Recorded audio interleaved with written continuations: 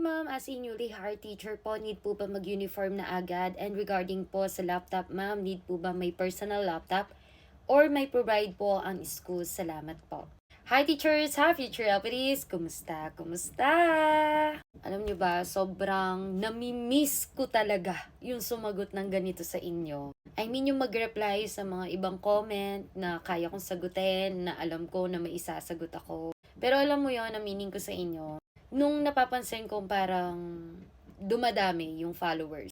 So, dumadami rin yung mga nanonood sa'yo. So, merong may tumitingin sa'yo ng maganda, may tumitingin din na baka may masabi kang mali, may gawin kang mali, ganon. Which is mali yun. And then, lalo na nung na-permanent ako. So, parang bumaba yung tingin ko sa sarili ko na wala ako dun sa track ko. Bigla akong naisip na, sino ba ako para magsalita, mag-share, magbigay ng tips? Ganun yung biglang pumasok sa isip ko. Tapos, yung iba, syempre, titingnan pa nila yung itsura mo, paano ka magsalita. Alam mo yon, di tulad nung dati. Yung unang-una ko palang dito, kung makikita nyo talaga yung mga videos ko, ang labo pa ng phone ko, no? Alam mo, kahit hindi, kakagising ko lang. Bago ako matulog, hindi pa nga ako nagtututbrush minsan do. Pag gusto ko nang mag-reply ng mga tanong, wala, hindi ako nahihiya. Pero, thankful po ako Siyempre, gustong gusto ko naman po, dumadami rin po yung followers natin. Pero, minsan talaga nagiging conscious ako. Tulad neto, wala akong pake.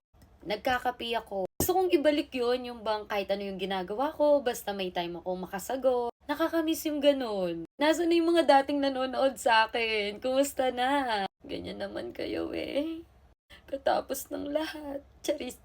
Ito, wala akong pake mode. Tapos minsan, ang daming mga comment. Kaso hindi ko nga nare-replyan. Kasi gusto ko nga mag-reply yung maayos yung itsura ko, maayos yung setup ng camera, ng lights, ganun. So, dun pa lang, iniisip mo pa lang, tatamarin ka na. Diyos me, nag-reply ka lang naman, ang dami pang tsena. Tulad neto, tanong lang naman ni ma'am, ang dami ko pang sinabi. Kasi hindi ko niyan alam kung ipopost ko to o hindi, kasi sa itsura ko. Sige, sagutin natin si ma'am, as a newly hired teacher ba? Required na ang mag-uniform? Hindi po. Depende yan sa principal ninyo, depende yan sa school ninyo. Sa pagkakaalam ko, bibigyan naman kayo ng time para magpatahi. Nagkataon lang si ate ninyo, excited. Ayun, 1 year lang nagamit yung uniform na pinatahi. And yung uniform na ginagamit ko dati, nung substitute teacher ako, kay mama ko po yon.